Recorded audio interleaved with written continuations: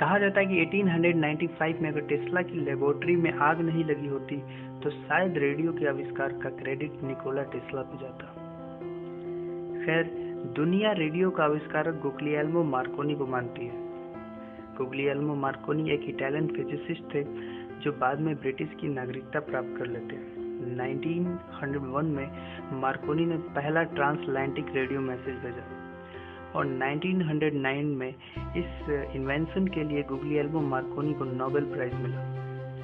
लेकिन बहुत कम लोगों को ये जानकारी होगी कि 1943 में यूनाइटेड स्टेट ऑफ अमेरिका के सुप्रीम कोर्ट ने मार्कोनी के रेडियो पेटेंट को खारिज कर दिया और पेटेंट टेस्ला को दे दिया गया।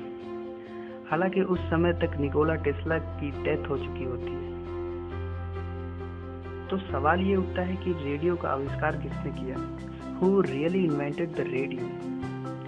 ये बहुत ही कॉम्प्लिकेटेड स्टोरी है, लेकिन आज की इस वीडियो में रेडियो के आविष्कार की कहानी को देखेंगे। तो आइए देखते हैं। 17वीं शताब्दी के समय तक लोग अपने मैसेजेस को मैसेंजर्स यानी दूत के द्वारा भेजते थे। उस समय और भी कई तरकीब होती थी, जैसे कबूतर के द्वारा अपने मैसेजेस को भेजना और वॉर टाइम में कई सिग्नल्स देकर मैसेजेस को कन्वे किया जाता था। 18वीं शताब्दी के अंत तक इंसान इलेक्ट्रिसिटी से परिचित हो चुका था और आगे चलकर इलेक्ट्रिसिटी का यूज कम्युनिकेशन में होने लगा। इसका सबसे बड़ा मिसाल टेलीग्राफ सिस्टम था और 19वीं शताब्दी के अंत तक टेलीफोन का भी आविष्कार हो चुका था। लेकिन इन सभी टेक्निक्स में सिग्नल को कैरी करने के लिए कंडक्टर की ज़रूरत पड़ती थी। हम अपने मैसेजेस लाइक टेक्स्ट या साउंड जो भी हो उसको इलेक्ट्रिक सिग्नल्स में कन्वर्ट करते थे, फिर उसको वायर के थ्रू डेस्टिनेशन तक पहुंचाते थे। ये इलेक्ट्रिक सिग्नल ज़्यादा डिस्टेंस कवर नहीं कर सकते थे। ऑफ कोर्स ज़्यादा डिस्टेंस कवर करने से इनकी फ्रिक्वेंसी रिड्यूस हो सकती थी और ये बहुत कॉस्टली भी था, क्योंकि इसमें इलेक्ट्रिक सिग्नल को कैरी करने के लिए हमें बहुत सारे वायर्स की ज़रूरत पड़ती थी। After defining electromagnetic waves bye Maxwell, दुनिया भर के साइंटिस्ट ने एक्सपेरिमेंट शुरू किए कि क्या इन इलेक्ट्रोमैग्नेटिक वेव्स को यूटिलाइज किया जा सकता है। शुरुआती समय में कई साइंटिस्ट ने वेव से सिग्नल्स भेजने में और डिटेक्ट करने में सफल हुए, लेकिन बहुत शॉर्ट डिस्टेंस के लिए। 1819 में निकोला टेस्ला ने हाई फ्रिक्वेंसी इलेक्ट्रिसिटी पर रिसर्च शुरू किया।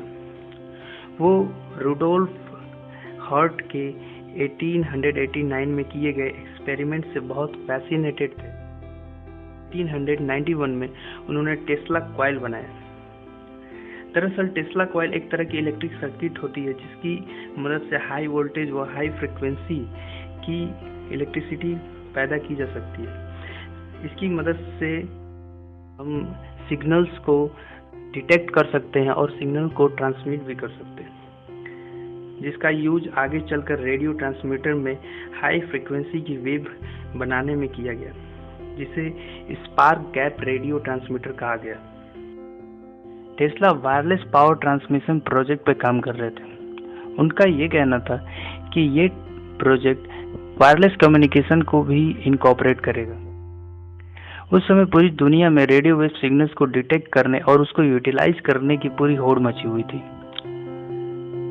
1895 में टेस्ला ने 50 किलोमीटर तक की रेंज की रेडियो वेव सिग्नल्स को भेजने की पूरी तैयारी कर चुके थे।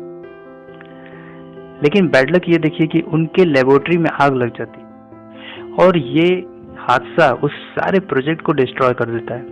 अगर वो ऐसा कर पाते तो उस समय इतनी लॉन्ग डिस्टेंस की रेडियो वेव सिग्नल्स को भेजने वाले वो फर्स्ट पर्सन कहे जाते। अनफॉर्चुनेटली वो ऐसा नहीं कर पाते। साइमल्टेनियसली गुग्लिएल्मो मार्कोनी भी इसी एक्सपेरिमेंट पे काम कर रहे होते हैं और ये उनका गुड लक ही होता है कि वो अपने एक्सपेरिमेंट में सक्सेस उनको मिल जाती है और उन्होंने 5 किलोमीटर तक की रेंज की रेडियो वेव सिग्नल्स को भेजने में वो सफल हो जाते हैं। तो हम कह सकते हैं कि इस रेडियो वेव सिग्नल्स के यूटिलाइजेशन की दौड़ में टेस्ला के नाकामी के पीछे का कारण जो होता है वो उनकी डेस्टिनी और बैड लक होता है। 1901 में टेस्ला न्यूयॉर्क में वायरलेस स्टेशन के प्रोजेक्ट पे काम शुरू करते हैं। इस प्रोजेक्ट में एक टावर बनाया जाता है जिसकी हाइट 600 मीटर के लगभग थी, जिसे विंडरक्लिफ टावर या टेस्ला टावर के नाम से भी जाना जाता है। इस टावर से उनको वायरलेस मैसेजेस को न्यूयॉर्क से लंदन भेजना था और इस प्रोजेक्ट में बहुत सारे इन्वेस्टर ने इसमें पैसे को इन्वेस्ट किया। इसमें एक इन्वेस्टर का नाम आता है जिसका नाम था जेपी मॉर्गन। जेपी मॉर्गन ने $1,15,000 इस प्रोजेक्ट में इन्वेस्ट किया। वो इस वायरलेस कम्युनिकेशन को कमर्शियली यूज करना चाहते थे, वो इसको मार्केट में लेके आना चाहते थे, उससे पैसा कमाना चाहते थे। अचानक से कुछ सालों के बाद इस प्रोजेक्ट का मोटो ही चेंज हो जाता है और टेस्ला वायरलेस कम्युनिकेशन पे ना काम करके वायरलेस पावर ट्रांसमिशन पे काम शुरू कर देते हैं।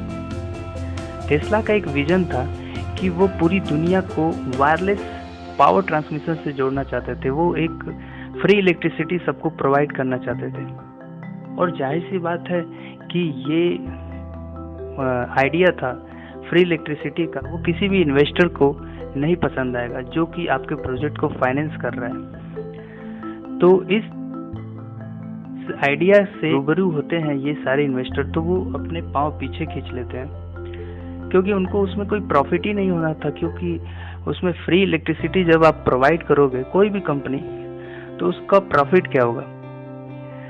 तो इस प्रोजेक्ट की विफलता का कारण यही होता है कि यहाँ पे फाइनेंशियल प्रॉब्लम हो जाती है। इसके दूसरी तरफ गुग्लिएल्मो मार्कोनी भी वायरलेस कम्युनिकेशन पे काम कर रहे थे। उनको फाइनेंशियल प्रॉब्लम नहीं झेलनी पड़ती है।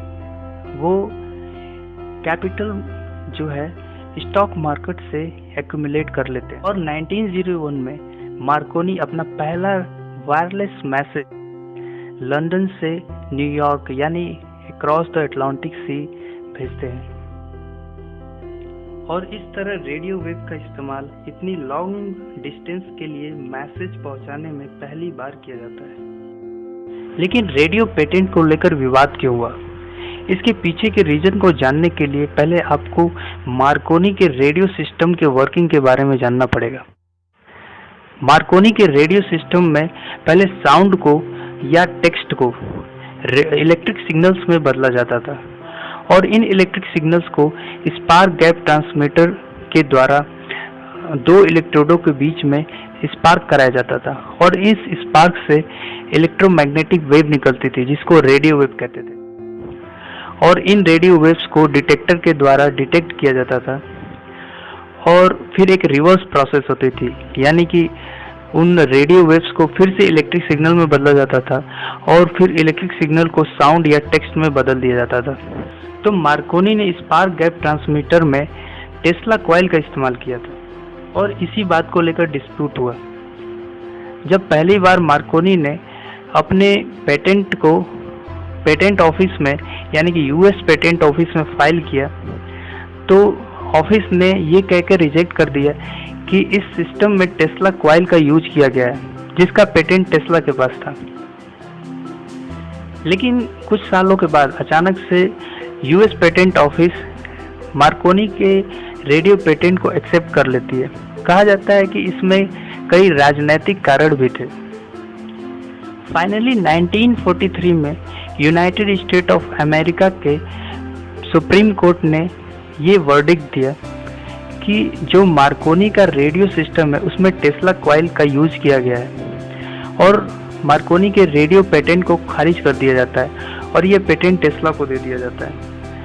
दरअसल उस समय टेस्ला की मौत हो चुकी होती है, उनका डेथ हो चुका होता है। अगर टेस्ला की लाइफ में फाइनेंशियल प्रॉब्लम नहीं होती तो आज शायद हिस्ट्री कुछ और ही होती, क्योंकि टेस्ला का विजन वायरलेस कम्युनिकेशन और वायरलेस पावर ट्रांसमिशन को लेकर बहुत बड़ा था। फैक्ट तो यही बताते हैं कि टेस्ला ने कभी कोई रेडियो सिग्नल वेव नहीं भेजा। बैंकरप्सी से झेल रहे टेस्ला को अपने कर्ज चुकाने के लिए विंडरक्लिफ प्रोजेक्ट को भी गंवाना पड़ा। बाद में चलकर उसकी नीलामी होती है फर्स्ट वर्ल्ड वॉर के समय टेस्ला के पैट्रियोटिज्म पे भी सवाल उठा। उन पे ये आरोप लगाया गया कि ये जर्मन स्पाइस की मदद कर रहे हैं अपने विंडक्लिफ टावर की हेल्प से। और बहुत सारे उस समय के अखबारों में ये छपा हुआ था कि टेस्ला की जो विंडक्लिफ टावर थी उसका यूज जर्मन स्पाइस कर रहे हैं। लेकिन जब FBI और कई सारी एजेंसी जो अमेरिकन एजेंसी थी उनके जांच में यही पाया गया कि ऐसी कोई मदद नहीं की गई। दोस्तों, मेरी सोच ये है कि आप रेडियो के आविष्कार को मार्कोनी वर्सेस टेस्ला तक मत सीमित रखिए, क्योंकि कोई भी इन्वेंशन यूं ही नहीं हो जाता। उसके पीछे सदियों से की गई कई लोगों की मेहनत, प्रयास, उनकी सफलताएं, उनकी विफलताएं जुड़ी होती हैं। रेडियो के आविष्कार का क्रेडिट किसी एक व्यक्ति को नहीं जाता है, उसमें बहुत सारे लोगों का कंट्रीब्यूशन है। सोचिए कि अगर मैक्सवेल ने इलेक्ट्रोमैग्नेटिक वेव की थ्योरी ही न दी होती तो हम कभी वायरलेस कम्युनिकेशन के बारे में सोच ही नहीं सकते थे। अगर हेनरिच रुडोल्फ हर्ट्ज ने कभी उन रेडियो वेव्स को डिटेक्ट ही नहीं किया होता तो हम कभी ये जान ही नहीं पाते कि हमारे आसपास इतनी सारे रेडियो वेव्स प्रोपेगेट करती हैं। दोस्तों, आप ये सोचिए कि ये एक पिरामिड की जैसे है।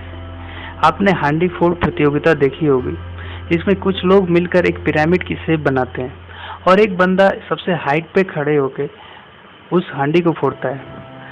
लोग उसी को नोटिस करते हैं जो बिल्कुल हाइट पे होता है, लेकिन बेस में खड़े किसी भी पर्सन को आप वहां से निकाल दो तो वो पिरामिड एग्जिस्ट नहीं कर पाएगा। इसलिए जो लोग बेस बनाते हैं वो चाहे किसी भी क्षेत्र में, उनका कंट्रीब्यूशन नहीं भूलना चाहिए। मुझे लगता है कि सवाल का जवाब आपको मिल गया होगा कि रेडियो का आविष्कार किसने किया। इसके बारे में आप अपने विचार कमेंट बॉक्स में जरूर लिखें, और अगर वीडियो पसंद आई हो तो इस वीडियो को लाइक करें और मेरे चैनल को सब्सक्राइब भी करें।